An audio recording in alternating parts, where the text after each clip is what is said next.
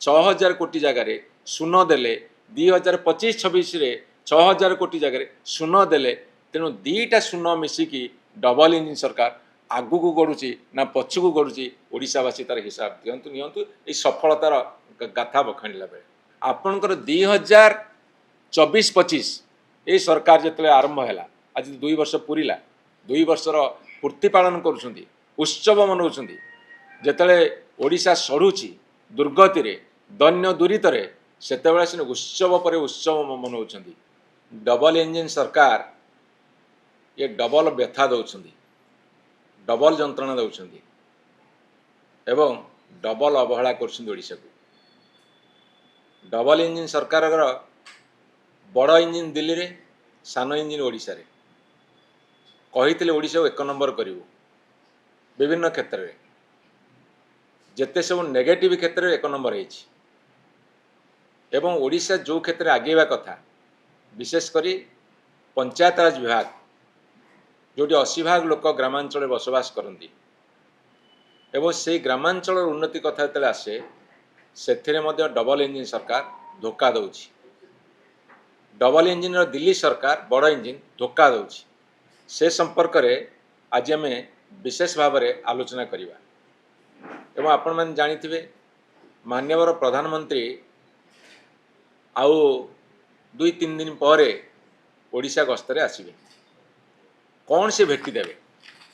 कौन भेटी देइछन्ते ओडिशा को आमे भात हांडी गोटे चिपिले जना पड़िबो कौन सी ओडिशा को दौरान एठी आसवा आमे जो 16 फाइनेंस कमिशन 1600 अर्थ कमिशन जो सुपारिश करिसंती जहाँ लागू होकु जाउची 15 फाइनेंस कमिशन अवधि सरुची 16 फाइनेंस कमिशन अवधि आरंभ हम ए परिप्रेक्षी रे गोटे खबर आसी जहाँ आकलन आसी से आपण देखिए 0.11% गत थर अपेक्षा कटिब ये क्रमागत भाव में कटि आसुची जेबेठू प्रधानमंत्री मोदी सरकार भारतीय जनता पार्टी नेतृत्व में भारत वर्ष चली सेबेठारू फाइनेंस कमिशन रेकमेंडेशन रे आमर अर्थ बराद कमुची तार उदाहरण होची 14 फाइनेंस कमिशन 2015-2020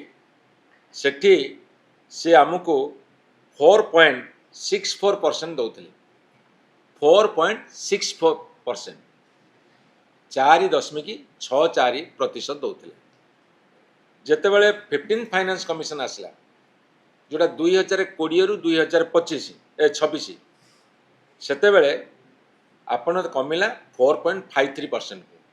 अर्थात 4.64% रु 4.53% कमिला अर्थात 0.11% कमिला एबे आरंभ है प्रपोज 16 फाइनेंस कमिशन जो प्रस्तावित 16 फाइनेंस कमिशन 26 मसीह लागू हम 26-27 पर लागू हम से 2026-2031 पर्यंत से कौन कले 4.42% देले मुझे रिपीट कर दूची 15 फाइनेंस कमिशन 15-20 मसीहा भितर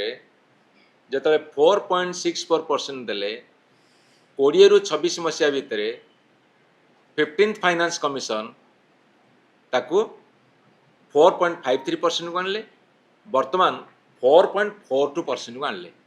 अर्थात 0.11% करी काटुछन ये हूँ प्रधानमंत्री मोदी भारतीय जनता पार्टी दिल्ली बड़ इंजिन सरकार ओडिशा प्रति गभीर समवेदना समर्थन साहाय्य सहयोग ताको भावा दरकार बाहर सरकार कहवा दरकार ए कथा कहिबार कारण होउची ए कथा हैला काहीकि ए कथा हबार कारणटा आपण माने जानिबा दरकार से माने निर्वाचन प्रतिश्रुति देइथिले जे आम ओडिशा को 1 नंबर करूँ अवश्य जो राज्य रे निर्वाचन होउची सेठी भाषण दउछन तम राज्य को आम 1 नंबर करूँ ताले गुजरात केते नंबर रहिबो ताको उत्तर प्रदेश केते नंबर रहिबो जो राज्य को 1 नंबर करूँ ओडिशा को मध्य 1 नंबर करने को ସେମାନେ अर्थ काटुछन्ति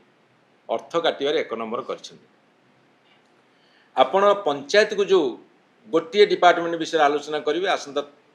आसंता को अन्य डिपार्टमेंट से आलोचना करेंगे। जो पंचायत राज व्यवस्था रे जो केंद्रीय अनुदान मिलवा कथा आपण देखिए 2026-27 आर्थिक वर्ष रे गत वर्ष तुलन में 529 कोटी टंका कमिबो। ये जो 16 फाइनेंस कमिशन व्यय बराद रे 529 कोटी टंका कमिबो। आमर पंचायत संख्या केते 6794। तेणुक गत 25-26 रे आमे 1250 कोटी टंका पाइथिले ताहा बर्तमान कमिबा को जाउछि। आमको 1250 कोटी टंका गत आर्थिक वर्ष पाइथिला बेले बर्तमान 721 कोटी टंका आमे पाइबा अर्थात 529 कोटी टंका कमिबो। तेणुक केंद्रीय अर्थ कमिशन जो फॉर्मूला आपणिछन्ति सेथिरे पांठी कमिबो एवं पंचायत माने केते पैसा पाइबे तार गोटे गाइडलाइन मध्य से देइछन्ति। गाइडलाइन मुताबक 5000 लोक संख्या विशिष्ट पंचायत को 9,62,630 टंका देबे एवं 5000 रु 7500 जनसंख्या विशिष्ट पंचायत को सेमाने 11,55,000 टंका देबे। 7501 रु 10,000 जनसंख्या विशिष्ट पंचायत को 12,41,000 टंका देबे। मु आपन को एठी आ गोटे सांघातिक तथ्य दबा को चाहे आपण से सांघातिक तथ्यटा को जानिबा दरकार। जेतेबेले मान्यवर नवीन पटनायक ओडिशा मुख्यमंत्री थिले से केंद्रीय अर्थ एवं राज्य अर्थ सेंट्रल फाइनेंस कमिशन और स्टेट फाइनेंस कमिशन सुपारिश रे जो अर्थ दिया जाउतला सेथिरे 90% प्रतिवर्ष खर्च होउतला एवं जेहेतु केंद्र सरकार मार्च मास बेलू को दियंती सेथिरे टिके असंगति रहउतला किंतु 90% पाखापाखि खर्च होउतला। आपनकर 2024-25 ए सरकार जतले आरंभ हैला आज 2 वर्ष पुरीला 2 वर्षर पूर्ति पालन करूछंती उत्सव मनाउछंती जतले ओडिशा सढुची दुर्गति रे दैन्य दुरित रे सेतेबेले सिने उत्सव परे उत्सव मनाउछंती सफलतार कहानी बखाणुछंती। मु आज प्रेस कॉन्फ्रेंस माध्यम रे तम पचारियो को चाहे ए कोन तुमर सफलता 2024-25 मसीहा रे आपनकर जेतिके अनुदान दिया जाइतिला 15 फाइनेंस कमिशन एवं स्टेट फाइनेंस कमिशन एवं जहाँ अर्थ बराद करा जाइतिला तार मात्र 52% खर्च होइतिला 24-25 मसीहा रे एवं 25-26 मसीहा रे गत आर्थिक वर्ष रे मात्र 53% खर्च होइतिला। मान्यवर नवीन पटनायक समय रे 90% ऊर्ध्व खर्च होइतिला। आज तुम्हें 50 भाग अर्थ खर्च करने को समर्थ नुहे जहाँ फल कि फाइनेंस कमिशन कौन कले परफॉर्मेंस बेस्ड को जो मूल्यांकन कले देखिले ओडिशा सरकार अथर्व अपारग खर्च करिपारुना तेणु से सुपारिश कले जे आम को वर्तमान आउ अधिक अर्थ दबार आवश्यकता नहीं। जोठी 1250 कोटी देइथिले सेठी 721 कोटी देबे 529 कोटी टका काटिबे कहीं ना पारिबा पणिया सरकार जेहेतु ओडिशा रे अछि डबल इंजिन सरकार एवं लोकप्रिय सरकार एवं ता साथी कुआड़े गाँ गहली सब कम करके भसई देनी 2 वर्ष भितर लोक कहते गांडुए माटी पड़ी ना ये सरकार खर्च होची मात्र 50%। तेणु केंद्र फाइनेंस कमिशन कहले एभली अपारग सरकार को पैसा दबुने। तेणु एठी आपण आउ गोटे कथा मन रखंतु एठी मार्च 26 ये जो आर्थिक वर्ष सरीला 30 मार्च रे लास्ट दिन 1500 कोटी टंका पठेले पंचायत मान को आमर 6794 पंचायत 1500 कोटी पठेले केतेबेले ना जो दिन आर्थिक वर्ष पूरण हम ताल चिंता कर खर्च केमती करुछंती एवं 2024-25 रे केंद्र सरकार 20% अर्थ कमेकी देले जेतिक आमको दबा कथा ताटू 20% कमेकी देले 2024-25 रे 2025-26 रे मध्ये 20% कमेकी देले अर्थात केंद्र सरकार मध्ये अनुदान को दौ नाहंती ओडिशा को भल पाइकी दौ नाहंती ना तांकर जो सरकार अछि तांको अत्यधिक एते भल पाउछंदी जे आंकु दबु नहीं ये काले एपट सेपट कर खर्च करदे केंद्र सरकार आंक प्रति विश्वास नहीं ना एमानकर दंभ दम नहीं जे केंद्र सरकार पैसा टाणिक आने एपटे खर्च करेंगे ये सबुथिरे फेल्युअर आउ गोटे सांघातिक तथ्य आपण मानक मैं देवाक चाहे आपण जानिबा दरकार सारा ओडिशावासी 2024-25 मसीह जो प्रधानमंत्री आवास योजना 5,800 कोटी टंका दवा कथा केंद्र दब राज्य दब शेयर अच्छी केंद्र भाग हूँ 5,800 कोटी टंका शून्य 24-25 मसीह शून्य गोटे विराट शून्य एवं 2025-26 मसीह 5,800 कोटी दवा कथा शून्य एमाने जो पैसा किसी पाई सेटा हूँ बकेया पैसा 2024 मसीहा पूर्वर जो पैसा आसला बाकी पड़ता ताकू देइछंती किंतु 2024-25 5,800 कोटी 2025-26 रे 5,800 कोटी प्रधानमंत्री ग्रामीण प्रधानमंत्री आवास योजना रे देले कौन शून्य ताकू डबल शून्य देइछन डबल इंजिन सरकार डबल शून्य नल चक्क गड़ियो केंदी शून्य लगिले सिना चक्क गड़ियो डबल इंजिन सरकार डबल शून्य एवं आउ गोटे तथ्य आपण देवी जल जीवन मिशन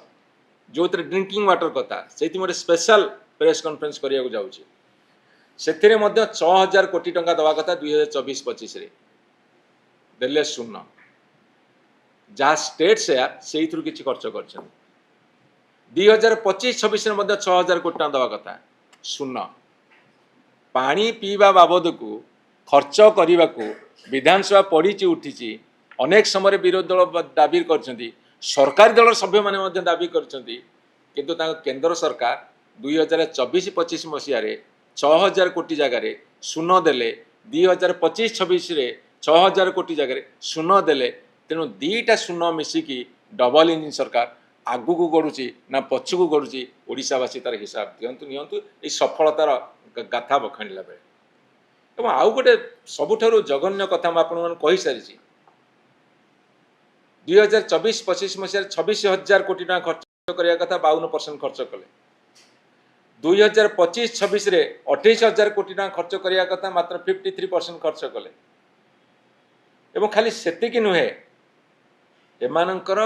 केंद्रर अनुदान ताहा मध्य 19% 20% कमिकी आसी लास्ट 2 वर्ष भितर तेणु फाइनान्स कमिशन जिते पैसा काटुछंती ओडिशा को अधिका दवा जगार ओडिशारू 20 जन पार्लियामेंट एमपी जाइकी